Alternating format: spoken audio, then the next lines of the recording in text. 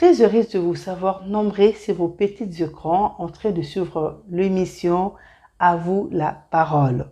Bienvenue sur cette chaîne. Alors, aujourd'hui, je reçois pour vous un homme de Dieu avec qui nous allons parler de ce sujet, le secret d'une stabilité dans le mariage. Un très bel sujet, je pense que vous ne serez pas déçus parce qu'il parle bien, je vous assure. Sans plus tarder, je vais tourner le regard vers mon invité pour dire bonjour, Papa François. Bonjour, c'est Daniela. Voilà, moi je vous connais bien sûr, mais les téléspectateurs, les internautes qui nous regardent, ils ne vous connaissent pas. Est-ce que vous pouvez vous présenter enfin que les téléspectateurs, qui puissent savoir à qui ils ont affaire ce soir? Je me nomme l'évangéliste François Loumou et je suis effectivement marié, père de 3 enfants pour le moment. Et c'est l'essentiel. Évangéliste François, vous êtes évangéliste, donc voilà, merci, j'avais pas bien compris. Voilà, je pense que vous avez compris, Papa François, c'est un évangéliste. Voilà, je voulais savoir, vous avez une église, vous avez, voilà, quelque part où vous travaillez, ou c'est comment? Oui, ici en France, particulièrement dans la ville des Rennes, je travaille à l'église Ephrata, église évangélique Ephrata, qui se trouve à Saint-Jacques-de-la-Lande. Donc pour ceux qui sont à Rennes, ça où se trouve Saint-Jacques-de-la-Lande. Ok, voilà, merci beaucoup Papa François. Et le sujet que nous sommes en train de parler, c'est très important parce que aujourd'hui, nous savons, il y a vraiment beaucoup de mariages qui sont dans le chaos. Il y a beaucoup de mariages qui sont vraiment malades, si on peut dire ça comme ça. Alors, je pense qu'il y a beaucoup de gens qui vont aimer le sujet parce qu'ils auront besoin de découvrir ces secrets. Alors, j'avais vraiment noté mes questions pour ne pas louper parce que c'est vraiment un sujet très, très important. On va aller directement dans nos sujets. Dans nos questions, pardon. Et voilà ma première question. Oui, c'est vrai, on va parler du secret. Mais avant d'arriver là-bas, je voulais d'abord savoir qu'est-ce qu'est d'abord le mariage. Parce qu'il y a beaucoup de gens qui nous suivent, sont peut-être mariés, mais ils ne connaissent pas vraiment qu'est-ce qu'est le mariage. Qu'est-ce que vous pouvez dire par rapport à la définition du mariage? Bon, littéralement, le mariage, c'est l'union de 2 personnes. L'union de 2 personnes. Et de sexes différents, je fais cette précision parce que quand vous entrez dans le petit Larousse, le petit Robert, le dictionnaire français vous donne une autre, on peut biaiser de la signification du mariage parce qu'ils vous disent par exemple que c'est l'union de 2 personnes et ils ajoutent même autre chose à côté. Mais c'est 2 personnes de sexes différents. Et pour mieux comprendre cela, ça, c'est la première définition que je peux donner. Et avant de donner une autre définition, je voudrais juste rappeler que le mariage, c'est une institution divine. Quand on parle d'une institution divine, en fait, c'est Dieu en personne qui a initié le mariage. Parce que quand Dieu a conçu l'homme et la femme, il les a conçus avec des physionomies différentes. C'est pourquoi, quand on met une femme et un homme, on va constater qu'ils n'ont pas la même physionomie. C'est-à-dire qu'ils n'ont même pas les mêmes formes et c'est la même chose même sur le plan spirituel. C'est pourquoi quand on parle du mariage de 2 sexes différents, parce que Dieu a sémé en l'homme et à la femme quelque chose qui les attire et qui les amène à se mettre ensemble. Donc ça c'est la première définition et ça vient de Dieu, ce n'est pas une initiation humaine. Donc ça vient de Dieu. Et la deuxième définition pour moi qui est encore plus importante, le mariage est l'union de 2 familles. Pour moi, c'est la plus grosse définition et la plus importante dans le mariage. C'est l'union des 2 familles. Ok, voilà, je pense que vous avez suivi. Papa François, qui peut dire qu'il est marié en fait? Parce que, pourquoi je pose cette question? Parce qu'aujourd'hui, il y a beaucoup de personnes qui sont, voilà, ils vivent en couple, mais ils se sont jamais... ils n'ont jamais fait la dot, ni le mariage religieux, et que nous appelons bénédiction nuptiale, ni à la mairie. Et maintenant, il s'est dit, voilà, nous sommes mariés, surtout dans notre communauté africaine, bien sûr. Et je voulais savoir d'abord, qui peut dire que non, je suis marié?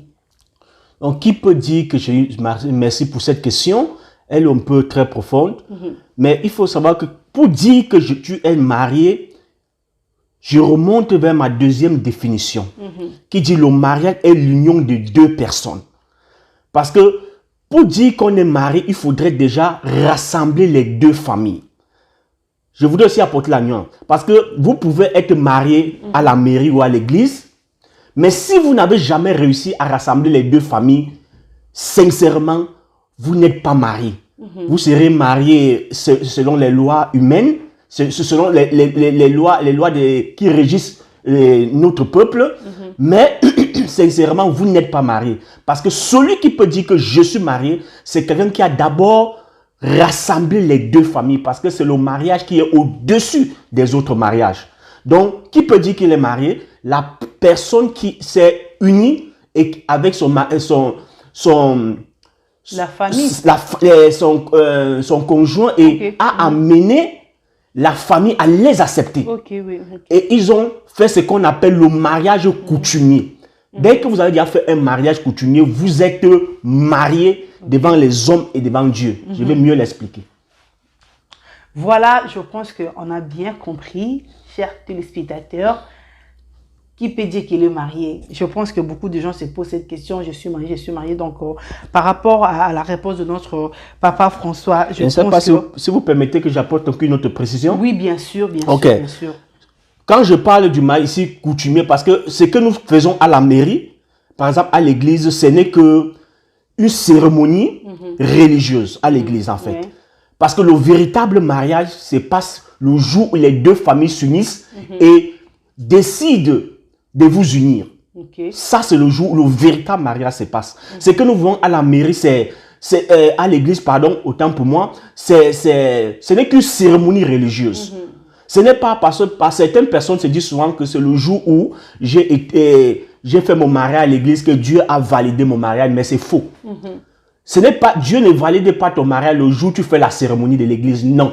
Le jour où les deux familles ont décidé, ont accepté cette union, ils vous ont béni. Ils ont consommé ensemble le repas et ils ont accepté que vous soyez ensemble.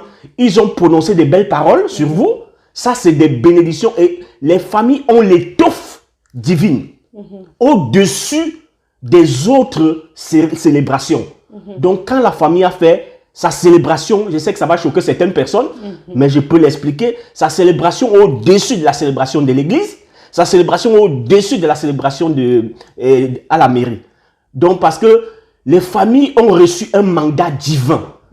Quand Dieu dit, par exemple, tu honoreras ton père et ta mère, c'est très profond. Ça veut dire que les familles ont reçu un certain mandat divin, que dès que les familles vous ont mis sur la table, ils ont béni votre mariage, le reste là, ce n'est que la religion. Parce qu'avant, il faut reconnaître, il faut déjà se rappeler qu'avant l'institution, aujourd'hui, qui nous engage, avant même la religion, les mariages existaient. Il faut déjà le savoir, les mariages existaient. Donc, ce qui vient après la religion, tout ça, c'est venu après. Donc, ce que nous faisons, c'est une continuité de ce que les autres ont eu l'habitude de faire. Bref, c'est la religion. Et à la mairie, en fait, le mariage de la mairie, ce n'est que des actes qu'on signe pour se conformer aux lois qui régissent notre société. Ça veut dire que quand tu vas à la mairie, tu signes des actes, tu démontres à l'autorité compétente que cette femme et ce monsieur, en fait, nous sommes mari et femme, selon la loi qui régit la nation. Ok, papa François, en vous écoutant, on comprend que vous donnez vraiment beaucoup de valeur au mariage coutumier. Selon aussi la parole, nous connaissons, et le mariage coutumier, c'est depuis la Bible. Et lorsque la Bible nous dit aussi quelque part que le mariage soit honoré de tous, je pense qu'il y a beaucoup de personnes qui comprennent ça peut-être mal, et ils se disent que non, voilà, c'est l'Église, voilà, comme on l'a dit. Qu'est-ce que tu peux nous expliquer quand la Bible dit que le mariage soit honoré de tous? Ok, merci pour cette question un peu pertinente. Le mariage soit honoré, on n'a pas dit la célébration du mariage soit honorée de tous. On a dit le mariage soit honoré de tous. Il faut qu'on se comprenne. Parce que la question que je t'écoute me poser, c'est en fait, tu parles de la célébration. Mais ici, on parle du mariage. Le mariage soit honoré de tous. Le jour où il y a un mariage, par exemple, mariage coutumier, tout le monde est appelé à honorer ce couple qui a décidé de se mettre ensemble. Ce n'est pas le fait de venir assister forcément à une autre célébration qui fait le problème. Je ne suis pas en train de dire qu'on ne doit pas célébrer nos mariages à l'église ou bien à la mairie. Non, ce n'est pas ce que je suis en train de dire. Je dis que le mariage qui prime au-dessus des autres, c'est le mariage coutumier. Le plus souvent, par exemple, nous les chrétiens, on nous fait des erreurs trop graves et on pousse même parfois des gens à se culpabiliser parfois. Vous voyez un couple qui vit dans l'abstinence et ils décident de se marier, font le mariage coutumier.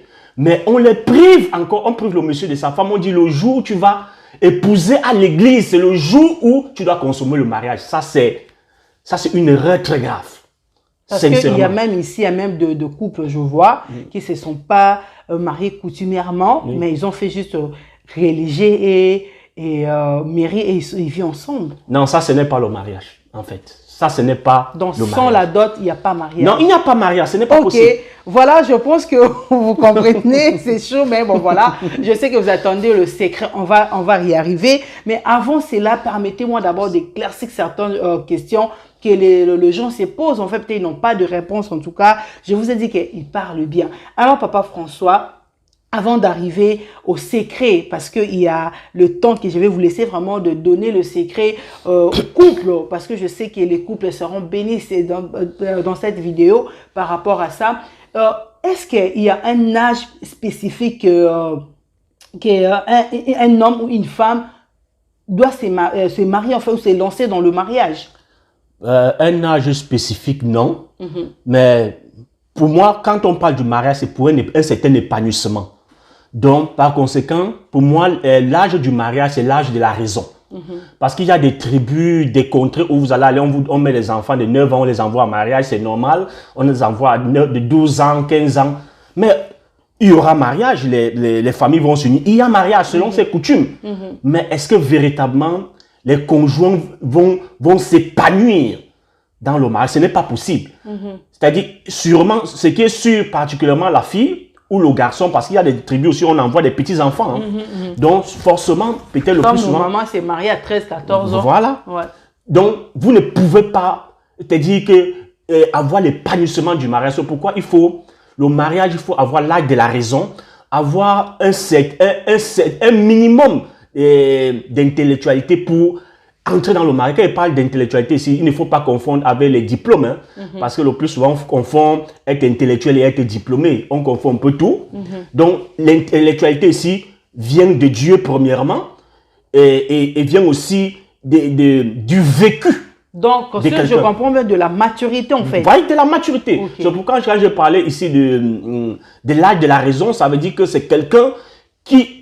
L'enfant qui part mariage doit être conscient de l'acte qu'il pose. Ça veut dire que, vous voyez, il y a des enfants, par exemple, 18 ans ici, ils posent des actes. Un acte, parfois, il se demande, tu lui poses la question, il ne sait pas pourquoi il a posé l'acte, il ne sait même pas que c'était une mauvaise chose. Vous voyez un peu. Donc, il y a un certain âge, quand quelqu'un a vécu, il a eu certaines expériences, il sait que l'acte que je pose n'est pas bien. Par exemple, si vous prenez un enfant qui est inconscient, c'est la même chose comme le Seigneur dit. Par exemple, parlant du baptême, j'ouvre une brèche et je la referme directement. Parlant par exemple du baptême, on dit le baptême est l'engagement d'une bonne conscience avec Dieu. Tu vois? Ça veut dire que le baptême n'est que réservé à des personnes qui savent où elles vont. Quand tu prends un enfant de 15 ans, tu dis baptise-toi, parfois l'enfant est perdu, c'est parce que le papa a dit. Baptise-toi. Donc il le fait parce que le papa a dit. Ça, ce n'est pas le baptême. C'est pourquoi on parle de l'engagement d'une bonne conscience. C'est dans 1 Pierre 3, verset 21, de l'engagement d'une bonne conscience envers Dieu. C'est la même chose en principe. Pour se marier, à l'âge du mariage, il faut l'âge de la raison. Ok, voilà. L'âge de la raison, la maturité et tout. Alors, Papa François, avant d'arriver toujours au secret, je voulais savoir quelque chose. Comme nous parlons de l'instabilité dans le couple, et comment un couple doit savoir que nous sommes instables? L'instabilité dans le couple, ça se constate. Hein. Ça se constate particulièrement par les conjoints. Je prends un exemple simple. Un homme, par exemple, qui va dehors, chercher une autre femme, là, il y a déjà eu l'instabilité qui l'a poussé à aller dehors. Il faut que ça soit clair. Et vice-versa, même la femme qui va dehors, ça veut dire que c'est l'instabilité. Donc, l'instabilité est le plus souvent causée par les frustrations dans le couple, les incompréhensions. Et c'est un peu comme, ce sont des semences. Quand il y a des incompréhensions dans des couples, ça commence à pousser, ça grandit, et ça crée de l'instabilité qui produit le divorce. La finalité, c'est souvent le divorce. Et nous le voyons beaucoup en Occident. Et vraiment, le record est vraiment... Vous-même le savez comment le record en Europe. Tout à fait. Il n'est pas facile de voir un couple qui a fait 5 ans de mariage. Ici en Europe, c'est vraiment... Ça remonte un peu de l'Antiquité ici, là. Donc, c'est un peu compliqué, quoi. Voilà, Papa François, aujourd'hui, on voit vraiment beaucoup de divorces.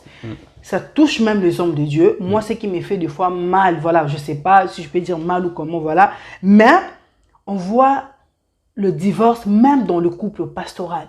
Vous qui êtes censé de réussir, en fait, si on peut dire ça comme ça, parce que quand même, vous êtes des hommes de Dieu, vous prêchez, vous connaissez quand même la parole de Dieu, vous connaissez l'institution divine du mariage et tout, voilà. Mais il y a le divorce aujourd'hui dans le couple pastoral.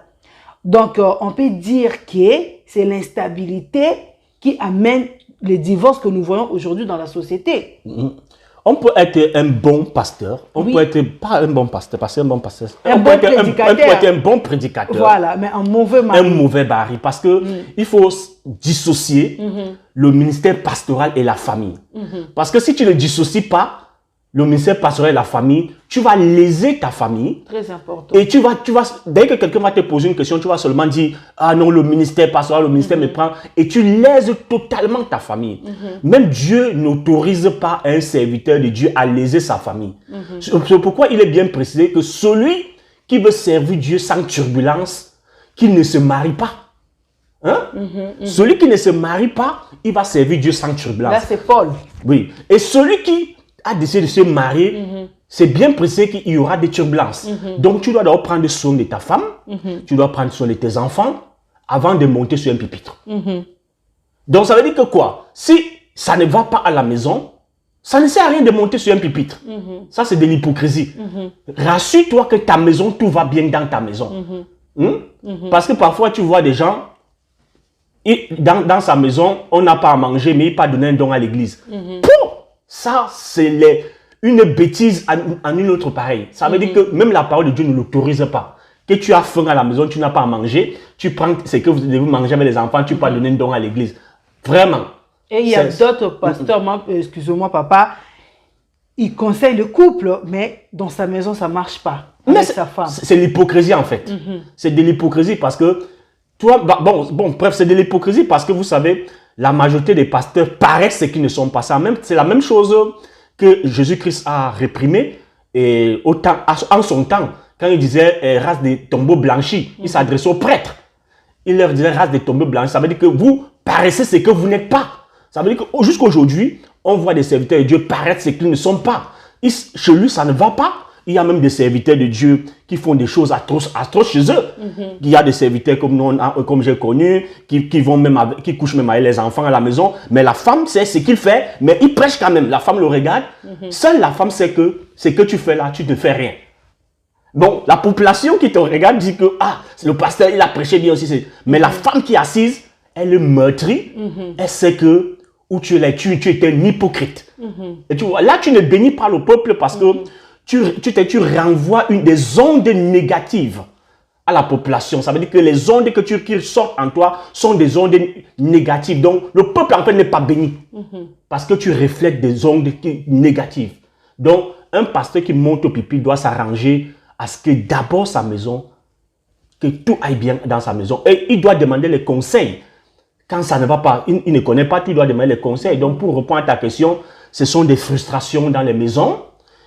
On laisse les frustrations grandir et ça crée les malaises, ça crée l'instabilité. Et quand l'instabilité atteint son paroxysme, il n'y a plus moyen d'arranger quoi que ce soit. Ça fait seulement l'explosion. On entend parler des divorces. Voilà, vous êtes bel et bien dans votre émission À vous la parole. Aujourd'hui, je vous avais dit que non, on a resté pour vous un homme qui sait bien parler. Je pense que vous n'allez pas dire le contraire. Alors, oui, je sais, c'est le moment vous attendez hein, le secret. Voilà, parce qu'on a tous besoin de ces secrets-là pour être stable dans nos foyers, dans nos mariages. Alors, avant de passer le message à notre évangéliste François, je voulais d'abord dire quelque chose à tous les internautes. En fait, cette émission va entrer aussi sur la chaîne de notre évangéliste. Donc, allez vous abonner déjà massivement. Courir, allez vous abonner sur évangéliste François Loumou. Loumou, voilà, Loumou, c'est Loumou. Je sais pas si j'ai bien prononcé. Évangéliste, vous pouvez non, vraiment... c'est bon. C'est bon, voilà, ok, je pense que c'est bien. Donc, allez, voilà, vous abonner là-bas. Il y a aussi de très, très bonnes choses là-bas. Je pense que vous ne serez pas déçus. Là, maintenant, nous passons dans notre deuxième partie de l'émission. À vous la parole, donc l'invité parle. Mais avant cela, on met un pause publicitaire et on se retrouve tout juste après.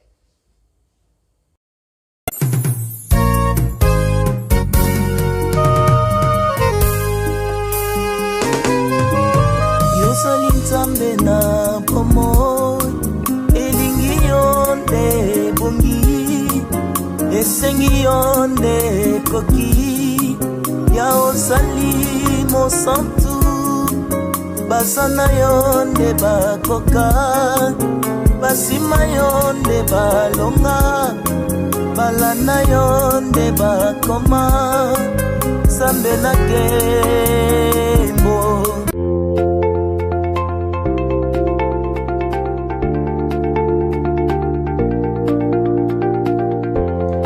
De retour sur ce plateau, alors comme je vous ai dit tout à l'heure, nous sommes dans notre deuxième partie de l'émission pour découvrir maintenant le secret d'instabilité dans le foyer. C'est le moment vraiment attendu. Alors, Papa François, là, je vais vous laisser. C'est la deuxième partie, l'invité parle. Je sais qu'il y a beaucoup de gens qui attendent ces moments. Alors, dites-nous, Papa François, quels sont ces secrets? Parce qu'on a besoin que nos mariages soient stables. Et dis-nous, on t'écoute, papa, le secret. Merci, sœur Daniela. Je voudrais, avant d'entrer dans le secret, je voudrais refaire un point sur les causes. Parce que il faut connaître, pour connaître le secret, il faut connaître les causes. L'une des premières causes que moi j'ai notées, c'est l'objectif, le manque d'objectif. L'objectif à l'entrée du mariage, s'il est faussé d'avance, il y aura l'instabilité dans le mariage. On doit savoir, quand je parle de l'objectif, ça veut dire savoir pourquoi on se marie. Et dans les causes, nous avons l'orgueil, l'égoïsme, le manque de dialogue. Bon, moi, je reviens directement d'abord sur l'une des premières causes, la cause du mariage. Quand un homme autant pour moi et une femme se mettent ensemble, quel est leur objectif? L'un envers l'autre. Ça, c'est d'abord la première des choses que nous devons savoir. Et c'est là où ça fausse depuis là-bas. Si vous posez la question, par exemple, à un couple aujourd'hui, pourquoi vous êtes mariés, vous allez voir, ça va aller dans tous les sens. Ça va aller dans tous les sens parce qu'ils n'ont pas compris et les gens ne comprennent pas. C'est que moi, je vous dis là, ce n'est pas un plagiat, je ne l'ai pas écouté quelque part. C'est dans mes méditations que le Saint-Esprit me permet de comprendre certaines choses. Et moi, je vois dans les applications, dans mon foyer, je vois comment ça marche. Donc, il faut déjà savoir que la première des choses, c'est de savoir pourquoi je me suis mis avec cet homme. Pourquoi j'ai pris cette femme. Le premier secret, pour avoir un couple stable, il faut déjà le savoir, je me suis marié pour le bonheur de mon conjoint. Ça, c'est la première des choses. On ne se marie pas pour soi. On se marie pour le bonheur de son conjoint. De l'autre. De l'autre. Moi, l'homme, j'ai pris une femme. Ce n'est pas pour mon plaisir que je dois prendre cette femme. Je prends une femme pour rendre cette femme heureuse. Et moi, la femme, de son côté, je pousse cet homme pour le rendre heureux. Ce qui fait que quand vous entrez dans le mariage, déjà avec cet objectif, ça va briser ce qu'on appelle l'orgueil, l'égoïsme. Un peu.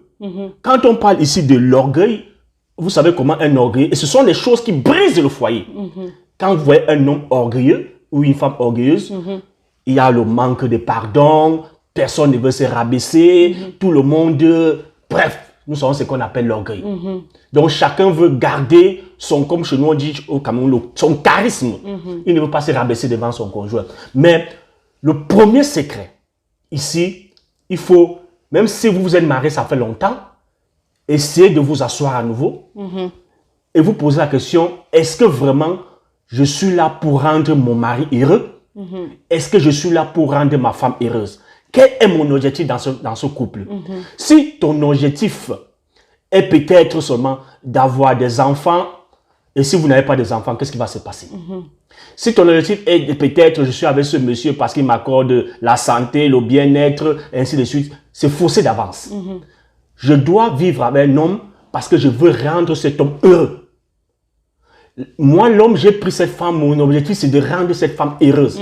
Bien aimé, si d'abord, ce socle est déjà bâti dans votre foyer, dès l'arrivée, je peux vous rassurer que ça va chasser l'orgueil, ça va chasser l'égoïsme. Ça, c'est d'abord un premier point. Ça, c'est le premier secret.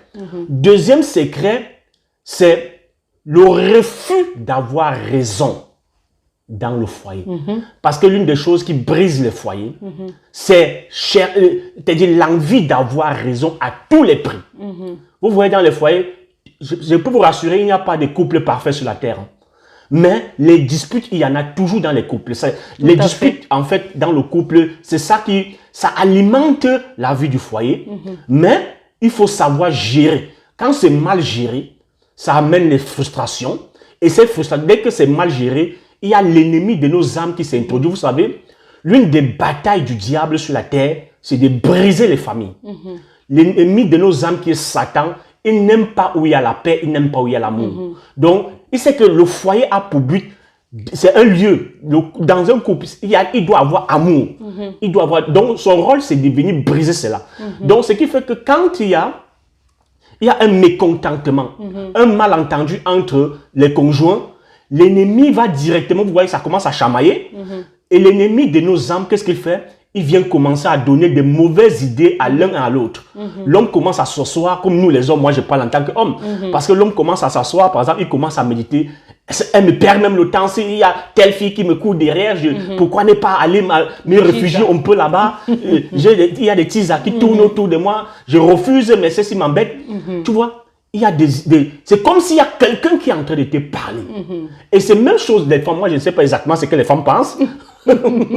Je suis une femme, papa, c'est séparé en fait. Voilà. Quand c'est chaud, là, il y a des idées qui viennent aussi. Hein. Ça, c'est le diable qui met ces idées. Pourquoi? C'est une sémence qu'il veut mettre, il veut déposer. Parce que quand il dépose, il réussit à déposer la sémence, ça commence à chamailler de partout. Et du coup, ça germe en fait. Quand ça germe, ça donne des fruits négatifs. Ces fruits-là commencent à empoisonner votre couple. Et c'est là où ça produit l'instabilité. Et quand l'instabilité atteint le paroxysme, comme je l'ai dit, forcément, il y aura divorce. Vous allez voir des couples qui vivent ensemble, mais en fait, ils ne vivent pas ensemble. Mais ils sont là parce que c'est comme si on les a attachés, mais en fait, il n'y a plus d'amour. Parce qu'en fait, l'amour dans un couple, c'est comme une flamme. Une flamme qui doit être attisée. Attisée. Chaque jour, la flamme doit être attisée. Si vous cessez d'attiser la flamme de l'amour dans un couple, la flamme là va s'éteindre et il n'y aura plus rien à faire si ça atteint un certain niveau. Donc, en fait, papa, s'il vous plaît, je voulais, pour ne pas oublier, c'est-à-dire dans le couple, dans le mariage, il y aura toujours des problèmes. Le problème, ce n'est pas le problème, c'est le manque de gérance du problème. Ok. Donc les problèmes, comme je l'ai dit, ne manquent pas dans les couples, mais c'est la gestion de ces problèmes qui est souvent le plus souvent. Si vous avez décidé de vous mettre ensemble, c'est parce qu'il y a eu l'amour entre vous. Tout à fait. Vous avez décidé de vous, mais ce n'est pas facile. C'est pas n'importe quel un homme ne ramasse pas une femme pour venir dire que je t'accepte dans ma maison, je vais t'épouser. Non, ça veut dire qu'il y a eu quelque chose de très fort entre vous et vous ne souhaitez pas que ça se... Mais curieusement, au fur et à mesure que le temps passe, vous constatez qu'il y a effritement. Parce que si vous laissez l'ennemi entrer, c'est pourquoi je conseille à beaucoup de ceux qui croient que le Seigneur peut intervenir dans leur vie, de souvent invoquer, dans ces moments, d'invoquer le Seigneur Jésus dans son foyer. Et ici, quand je parle ici, je parle de... Ça, c'est le deuxième secret. Le refus d'avoir raison, c'est parce que parfois, vous êtes face dans le couple, dans les disputes, chacun va avoir raison. Moi, ce que j'ai toujours eu à faire, c'est laisser donner raison à mon épouse. Même quand je sais qu'elle a tort, pour éviter que le diable ne vienne s'installer, je lui donne raison. Et elle le sait. Je donne raison. Parfois, quand on est en bon terme, on s'amuse, on rit. Elle me dit, c'est toi qui m'as habitué comme ça. Donc, même quand j'ai tort, tu es le premier à demander les excuses et pour que tout se calme. Que le fait éteinte. Oui, parce que je m'arrange à éviter que vraiment il y ait incendie. Voilà. Parce que je sais... que vous arrivez très loin, quoi. Voilà, parce que en fait, il faut connaître aussi le tempérament de son épouse. Quand tu vis avec un homme, et avec une femme ou un homme, tu connais le tempérament. Il y a des gens qui ont des tempéraments, par exemple, on parle de colérique. Voilà. Il y a les colériques, je vais parler des personnes qui sont, comment le mot m'échappe, qui sont extravertis. Par exemple, ça ce sont les sanguins. Les sanguins sont extravertis. Ce qui fait que quand lui il est fâché, il réagit, il s'éclate quoi. Il faut te montrer que, et quand tu vois, il y a dans un couple, tout le monde est sanguin, tout le monde est extraverti. Ça, c'est le fait, alors. Voilà, ça cartonne de tous côtés. Et si tu ne le sais pas, par exemple, moi, mon épouse est sanguin, elle est extravertie, et moi-même, je suis pareil. Imagine, c'est par exemple, si nous tous, on doit réagir comme ça, c'est l'explosion. Donc, le secret est que, quand tu sens qu'elle monte, toi, tu descends. Parce que, si tu donnes raison à ta femme, ça ne t'enlève rien. Tu restes le mari, rien ne change. Tu es le mari, ça veut dire que ça n'enlève rien. Les femmes aiment la raison. Oui, non, ça c'est clair. Les femmes aiment quand on leur donne raison. Donc, cher mari, donne raison à ton épouse. Quand tu sens qu'elle va avoir raison, donne-lui raison. Et après, tu ramèneras ton épouse. Quand tout ira bien entre vous, là, tu vas ramener ce problème à tête reposée et faire comprendre à la femme que tu sais que je t'avais donné raison parce que je ne voulais pas le bruit. Et voilà, regarde ce que tu avais fait. Et vous voyez que ça va passer sans problème, sans éclat de voix et elle va reconnaître son tort. Donc, c'est un peu le deuxième point le plus essentiel comme secret, le refus d'avoir raison. Donc, le premier est, qu'est-ce que j'ai dit comme premier? C'était l'objectif. Savoir que je me marie pour le bonheur de mon conjoint. Qui est là, quand tu as cet objectif, que vous n'ayez plus l'argent dans votre couple ou pas, ça ne dit rien à personne. Parce qu'il y a des couples où on ne mange pas, tu les vois sortir, tu ne peux pas savoir qu'ils ont dormi en famille. Tout à fait. Oui. Mais si tu es dans un couple que tu ne comprends pas que ton objectif c'est rendre heureux ton mari ou ta femme heureux, vous allez même réveiller les voisins parce que peut-être le mari n'a pas rationné, vous allez réveiller les voisins et ça va faire des bruits. Et tout ça, aucun voisin, ça n'aide personne en fait. Ça n'aide personne d'alerter les voisins. Ça, c'était le deuxième secret. Le troisième secret, c'est de demeurer dans le pilier de la famille. Quand je parlais tout à l'heure du mariage coutumier. Le mariage coutumier a une certaine puissance divine. Parce que ce sont les familles qui détiennent, tu es né dans une famille.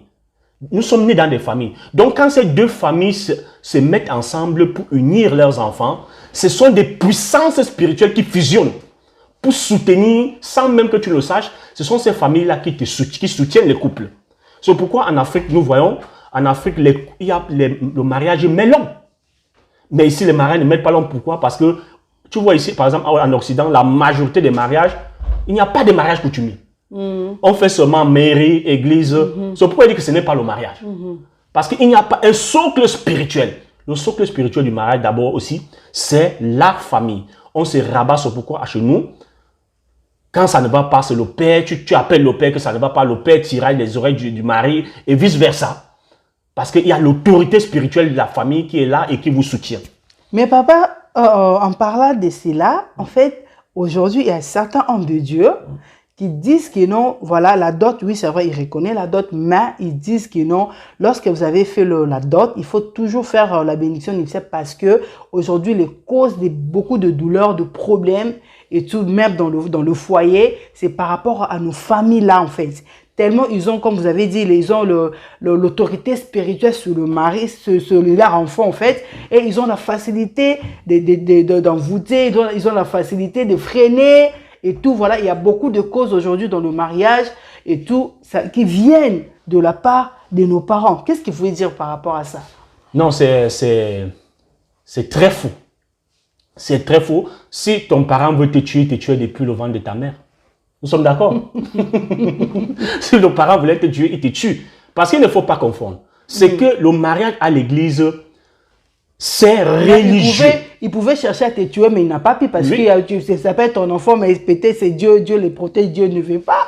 Je reprends la question. Ouais. J'ai dit, le mariage à l'église, c'est la religion. Ce n'est pas le jour, parce que beaucoup de gens croient le jour où le pasteur t'impose les mains, ce qui fait bénir le mariage. Ce n'est pas lui qui amène Dieu à valider ton mariage. Il faut que ça soit clair. Ce n'est pas lui qui amène Dieu à valider le mariage. Oui, on est d'accord, papa. Oui, on est d'accord pour ne pas reculer, parce que là, vous allez un peu reculer.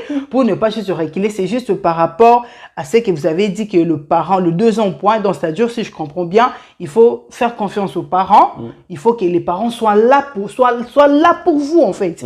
Pour réussir aussi. La famille, oui. Voilà, la famille, en fait. Donc, on dit la famille, il faut qu'ils soient là, en fait. Donc, c'était juste là, je voulais juste que vous puissiez éclaircir nos téléspectateurs par rapport juste à ça, et puis vous allez continuer vos secrets parce qu'on court derrière le temps aussi. Donc, comme je disais tantôt, la famille est au-dessus des autres. Je l'ai déjà dit en amont, la famille est au-dessus de tout. Le mariage le plus important, c'est le mariage coutumier. Le reste là, ce ne sont que des cérémonies. Donc, il faut que ça soit clair. Aucun pasteur sur cette terre n'a le pouvoir d'annuler ce que la famille a eu à faire dans le mariage. C'est-à-dire qu'ils ont célébré le mariage, ils ont béni. Aucun pasteur sur cette terre n'a l'autorité d'annuler ça. Aucun. Parce que le pasteur, lui, c'est un être qui a été choisi là et il fait seulement des offices. Ceux qui ont l'autorité sur l'enfant, ce sont les parents. Ce n'est pas le pasteur. Le pasteur, lui, il a son autorité religieuse qui est là, mais qui ne doit même pas, il doit faire l'effort que ça n'empiète même pas sur l'autorité de la famille. Je crois que je serai clair. Peut-être s'il y a d'autres questions qui viendront après. Et le dernier secret que je peux donner, parce que sinon on ne va pas s'arrêter, c'est d'avoir pour pilier le Seigneur Jésus-Christ. Pour ceux qui ont déjà accepté le Seigneur Jésus, mettez le Seigneur Jésus-Christ au centre de votre foyer. Vous le mettez au centre de votre foyer. Donc, tout ce que vous voulez faire, vous demandez la force à Dieu. Parce que je vous ai parlé de plusieurs choses, de l'orgueil, de la capacité de ne pas avoir raison. Cela ne vient pas avec la bouche. Il faut une force spirituelle qui t'accompagne. Donc, en acceptant le Christ dans ta vie, il faut le Saint, parce que tu vas lui demander la force qui va venir du Saint-Esprit. Parce que on ne se lève pas un matin pour dire que oui, ma chérie, j'accepte que tu as raison. Non, si d'habitude tu n'as jamais accepté, ce n'est pas un matin que tu vas te lever pour dire que... Parce que c'est pas facile, papa. Non, ce n'est pas facile. Parce que quand ça chauffe dans le couple, chacun va avoir raison. Donc, il faut demander la force. Et pour demander la force, on ne se lève pas un matin, il faut accepter celui qui est l'institution du mariage. Celui qui a créé le mariage, tu lui demandes la force, Seigneur Jésus, donne-moi la force de me rabaisser. Parce qu'en fait, dans le foyer, je donne souvent les conseils. Il faut accepter de te rabaisser et Dieu saura t'élever le moment venu. Donc, rabaisse-toi pour que Dieu t'élève dans ton foyer. Donc, ne cherche pas à être élevé pour être rabaissé pour rien. Rabaisse-toi et Dieu t'élèvera. Donc, c'est un peu ça. Encourager nos frères et sœurs, que tu sois musulman, que tu sois chrétien, rapproche-toi du Seigneur Jésus-Christ. Confie au Seigneur Jésus-Christ ton foyer et que vraiment qu'il soit le pilier de ton foyer, de ta maison. Et ce que tu as besoin par rapport aux quelques petits conseils que je viens de donner, si tu n'as pas la force d'appliquer cela, en demandant au Saint-Esprit, en demandant au Seigneur Jésus-Christ de t'envoyer le Saint-Esprit pour t'aider, tu verras, si tu es sincère, Dieu te donnera la force de le faire. Voilà, c'était bien. Je pense que vous avez aimé. Je pense que vous avez bien compris. Mais n'hésitez pas à déposer vos questions. Voilà, s'il y a quelque chose qui vous a loupé, ou bien vous n'avez pas compris et tout, en tout cas, ou bien vous avez d'autres questions que Papa François, que je n'ai pas posées moi, ou vous avez vraiment besoin d'en savoir plus. N'hésitez pas de nous écrire aux commentaires, soit au numéro qui est affiché là. Alors, on va revenir encore vers l'homme de Dieu pour continuer notre sujet. Vous savez, c'est vraiment un sujet très capital, très important. C'est vraiment compliqué, mais donc voilà, envoyez-nous vos questions et on ne manquera pas de revenir encore toujours par le même sujet pour continuer, pour vous répondre. Donc voilà, c'était bien votre émission, à vous la parole et tout. Mais avant de terminer mon émission, Je dirais d'abord merci à Papa François, merci pour l'invitation, merci parce que vous avez vraiment accepté d'être là dans notre plateau. Je vous dis merci beaucoup, malgré ça va entrer aussi dans votre chaîne. Je vous dis merci beaucoup. C'est moi qui vous remercie. Voilà, et je ne sais pas si vous avez une dernière chose à dire, peut-être une question, voilà, conseil aussi, je ne sais pas, c'est que peut-être vous voulez que je puisse peut-être vous poser comme question, voilà, pour le mot de la fin, si je peux dire ça. Comme mot de la fin, je voudrais seulement juste rappeler, dire aux téléspectateurs que notre monde est en train d'être détruit par le diable. Et le diable, pour détruire une nation, a bien pensé, il fallait détruire la société. Et pour détruire une société, il faut commencer par la famille, la cellule de base d'une nation qui est la famille. Et vous voyez, en Occident, le diable a réussi déjà à détruire. Quand on a enlevé l'autorité parentale aux enfants, c'est le plan machiavélique de l'ennemi de nos âmes pour détruire la société. Donc, pour ceux qui veulent avoir une famille solide, vous devez vous accrocher au Seigneur Jésus et essayer d'écouter des conseils à des personnes qui ont une certaine expérience dans le foyer. Et c'est important de vous accrocher au Seigneur Jésus-Christ si vous voulez avoir un foyer stable. Voilà, merci. Les choses bien ne durent jamais. Alors, quant à moi, je vous dis à la prochaine. Surtout si vous êtes nouveau sur notre chaîne, je vous demande juste de vous abonner en activant la cloche des notifications. Et voilà, aimez la vidéo. Pourquoi pas le partager. Alors, que les Seigneur vous bénisse. On se retrouve à la prochaine. Allez, bye bye.